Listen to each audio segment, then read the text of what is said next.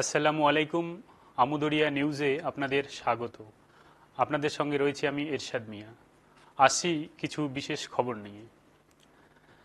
থানায় অভিযোগ জানাতে গেলে শ্লীলতাহানি, সাসপেন্ড আইসি সহ 5 পুলিশ। পুলিশের একাংশ কি সব জায়গায় একই রকম? না হলে রাস্তায় হয়রানির মুখে পড়ে থানায় অভিযোগ জানাতে গেলে এক সেনা অফিসার ও তার বান্ধবীকে মারধর করা হয়। এমনকি থানার মধ্যে সেনা অফিসারের বান্ধবীর শ্লীলতাহানি করে লকআপে পর্যন্ত আটকে রাখা হয়।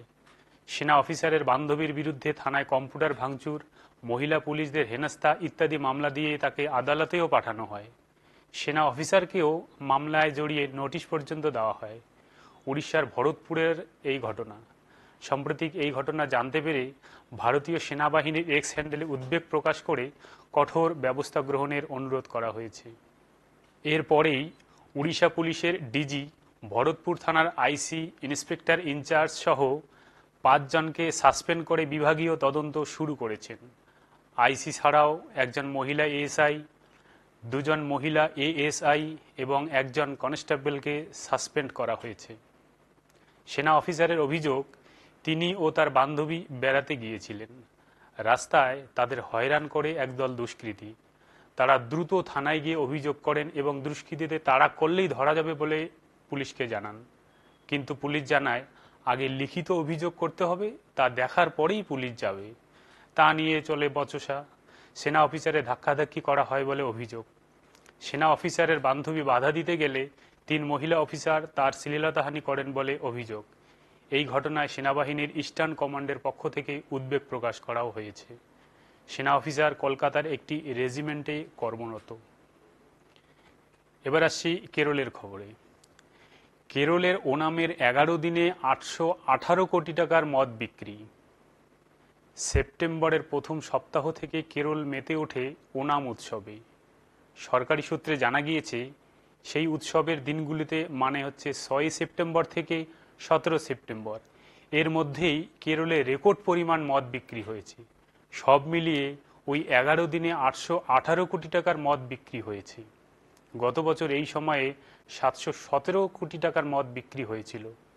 উৎসব হবে আর একটু মদ বিক্রি হবে না, তা কি কখনো হয়? এমনই বলছেন মদ প্রেমীরা। পানীয় জলের হাহাকার গোয়ার আঞ্জুনা বিচে, সেখানে হচ্ছে আন্দোলন। যেখানে নীল জলে সমুদ্র দেখতে দেশ বিদেশের পর্যটকেরা প্রায় সারা বছর ভিড় করে থাকেন, সেই গোয়ার আঞ্জুনা বিচ। সেখানে পানীয় জলের দাবিতে রাস্তা অবরোধ করতে হচ্ছে বাসিন্দাদের। বুধবার সকাল থেকে দুপুর অবধি এমনই ঘটনা ঘটেছে গোয়ায়। ভাবতে পারেন, সেখানে পানীয় জল সরবরাহের পাইপলাইন খারাপ হয়ে গিয়েছে। বারবার বলার পরেও সারানো হয়নি বলে অভিযোগ। তাই বাসিন্দারা অবরোধ, বিক্ষোভ এবং নানাভাবে আন্দোলন করছেন জনস্বাস্থ্য কারিগরি দপ্তরে গিয়ে।